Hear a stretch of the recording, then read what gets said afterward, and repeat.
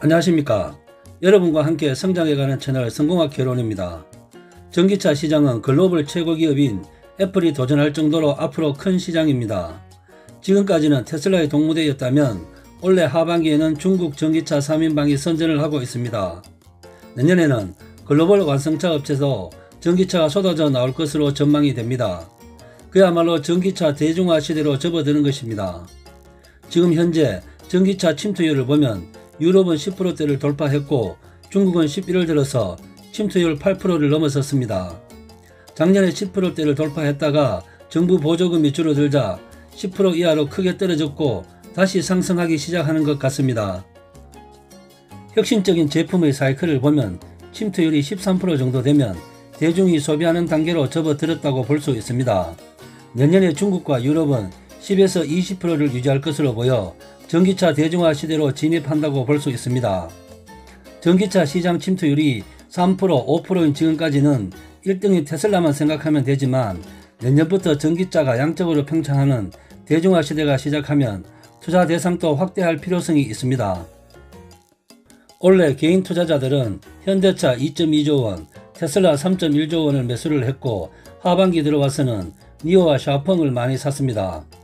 앞으로 전체 시장의 파일을 알고 내가 투자하는 종목이 어느 정도 마켓 시어를 가지고 있는지 알고 투자한다면 도움이 될 것입니다. 지금 현재 자동차 시장은 연간 9천만 대 정도 팔리고 평균 판매 단가를 2만 달러 정도로 잡으면 연간 2천조 원 정도의 시장이라고 합니다. 테슬라의 앨런 머스크는 지난 9월 배터리 대회에서 2030년에는 2천만 대를 팔 것이라고 말했습니다. 도요타와 폭스바겐이 지금 1000만 대 정도 팔고 있고 이들 업체도 앞으로 가만히 놀고 있지는 않을 것입니다. 그래서 테슬라가 9천만 대 중에서 2천만 대를 판다고 볼 것이 아니라 시장을 확대해서 볼 필요성이 있습니다. 지금 현재 자동차만 보는 시장에서 자동차, 로봇, 도심항공, 대중교통 등 이동수단을 모두 포함하는 모빌리티 시장으로 확대해서 봐야 할 것 같습니다. 예를 들어 보겠습니다. 앨런 머스크가 자주 말하는 자율주행 로봇택시를 보면 마일당 0.18달러입니다. 택시 요금보다 10분의 1, 버스, 지하철, 대중교통의 3분의 1 수준이라고 합니다. 택시와 대중교통을 이용할 필요성이 없습니다. 머스크가 말한 2천만 대는 로봇택시로 대중교통까지 테슬라가 접수하겠다는 의미로 볼 수 있습니다. 시장이 그만큼 확대된다고 봐야 될 것 같습니다. 지금 현재 자동차 시장은 2천조이지만 앞으로 모빌리티 시장에서는 6천조, 8천조까지 늘어날 것이라는 것이 전문가들의 전망입니다. 지금보다도 3, 4배 정도 늘어나는 큰 시장이니까 애플도 새롭게 진출하는 야심을 보이는지도 모르겠습니다. 자동차 회사들이 이름을 모빌리티 회사로 바꾸고 있는 이유이기도 합니다. 중국 시장에 대해서 알아보겠습니다. 중국 시장에서 전기차 대중화 시대에 점유율을 높일 가능성이 높은 회사는 샤오펑입니다. 샤오펑의 대표 모델 P7은 중국에서 인기 있는 BYD 한과 비슷한 가격이고 내년에는 신차도 준비되어 있습니다.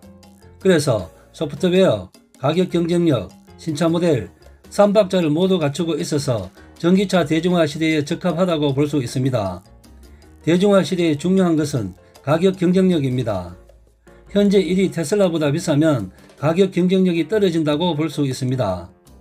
리오토는 배터리 기술이 부족하고 가격이 비싸다는 단점이 있습니다. 전기차 베이스에 엔진을 얹었는데 엔진은 구동을 위한 것이 아니라 충전을 돕는 역할에만 쓰인다고 합니다. 원가 경쟁력이 높아서 2022년에는 3인방 중에서 제일 먼저 흑자 전환 가능성이 높은 기업으로 전해집니다. 다음은 BYD인데 처음 이야기하는 것 같습니다. BYD는 모델 한을 출시해서 인기를 얻고 있고 11월에 10,000대를 판매했습니다. 이 모델의 특징은 그레이더 배터리를 사용했다는 겁니다. CATL의 셀투백 기술, 중간에 모듈을 없애고 바로 팩으로 장착하는 기술입니다. 인산철 배터리는 에너지 효율성이 낮다는 단점이 있는데 이를 보완하기 위한 기술로 보입니다. 회사 측 주장에 의하면 가격 경쟁력과 에너지 경쟁력 합쳐서 30% 정도 좋아졌고 한 번 충전으로 600km 주행이 가능하다고 합니다. BYD는 내연 기관차도 함께 판매하고 있는데 50% 정도 차지하고 있습니다. 그런데 내년에 모두 단종하고 전기차 회사로 완전히 탈바꿈하려는 모습을 보이고 있습니다. 그리고 블레이드 배터리는 토요타, 벤처 등 해외 업체에 팔려고 협상 중인데 내년이면 가시적인 성과가 나올 가능성이 높다고 합니다. 니오는 전기차 대중화 시대에 대중이 소비하는 중저가 승용차가 아니라 럭셔리 세그먼트를 타겟으로 하고 있습니다. 또 배터리가 충전식이 아니라 배터리를 빼서 교환하는 비즈니스 모델로 전체 매출액의 7% 정도를 차지하고 있고 3년 내에 25%까지 목표로 하고 있습니다. 테슬라 모델 Y가 중국에서 생산해서 곧 출시되면 니오 모델보다 싸게 출시될 가능성이 많습니다. 폭스바겐 GM도 내년에는 중국 공장에서 전기차를 생산하기 시작하면 니오는 테슬라뿐만 아니라 글로벌 완성차 업체와 치열한 경쟁을 해야 하는 부담도 안고 있습니다.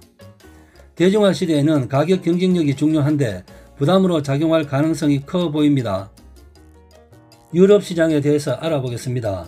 현대 기아차가 올해 주가가 좋았던 이유 중 하나는 유럽 전기차 시장에서의 성과입니다. 올해 전기차 침투율 12%인 유럽은 내년에도 상승세를 이어갈 것으로 보이고 현대 기아차는 계속해서 성과를 보일 것으로 전망이 됩니다. 현대차는 최근에 eGMP를 공개했는데 투자자 입장에서는 전기차 MS가 내연 기관차 MS를 추월하는 것입니다. 내년에 eGMP를 기반으로 전기차를 대량 생산하게 되면 추월 가능성도 생각해 볼 수 있습니다. 임은영 삼성증권 애널리스트는 현대차 eGMP가 굉장히 인상적이었다는 평가를 했습니다.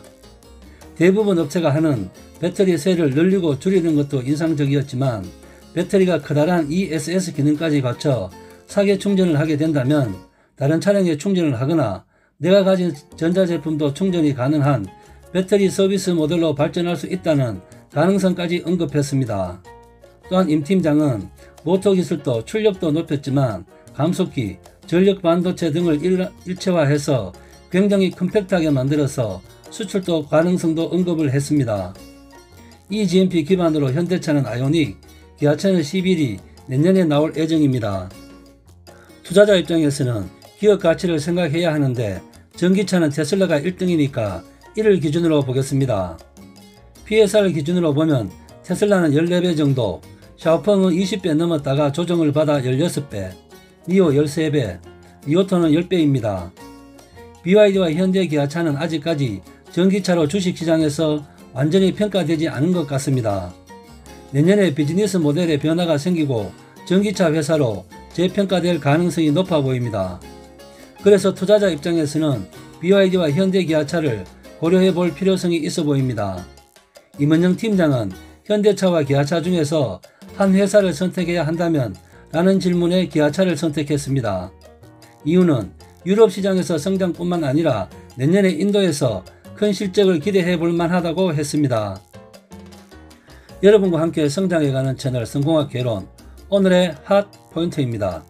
전기차 시장은 중국과 유럽 침투율이 내년에는 10에서 20%를 유지하며 전기차 대중화 시대로 접어들 것 같습니다. 아직까지는 전기차 회사로 평가가 덜 되고 있는 현대 기아차와 BYD를 관심있게 지켜보시는 것도 투자의 한 포인트가 될 것 같습니다. 참고로 하시고 대박 나시길 바랍니다. 이상 마치겠습니다. 감사합니다.